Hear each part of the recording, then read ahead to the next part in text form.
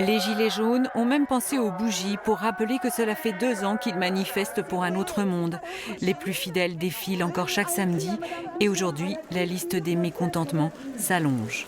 Le gouvernement met en place de plus en plus de mesures et de lois liberticides sous couvert de crise sanitaire, comme la loi sécurité globale qui est une grave atteinte à notre démocratie et à la liberté de la presse.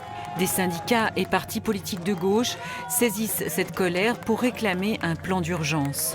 Il faut à nouveau pousser les murs pour accueillir les patients Covid. Revalorisation de la santé, mais aussi de l'éducation et lutte contre la pauvreté en progression depuis le premier confinement.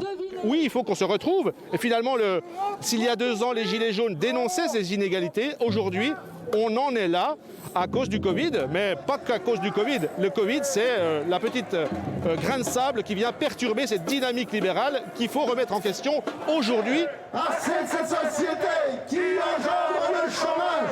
Un chômage qui touche aussi le centre-ville de Besançon.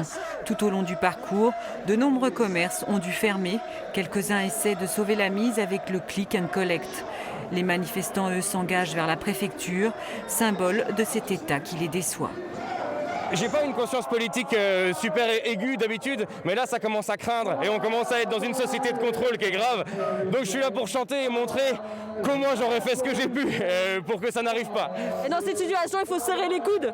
Et il faut changer ce pays qui va mal et je trouve qu'il ne nous ressemble plus. L'anniversaire des 2 ans des Gilets jaunes finit par un enterrement. Les manifestants veulent en finir avec un quotidien semé d'embûches et de coups durs.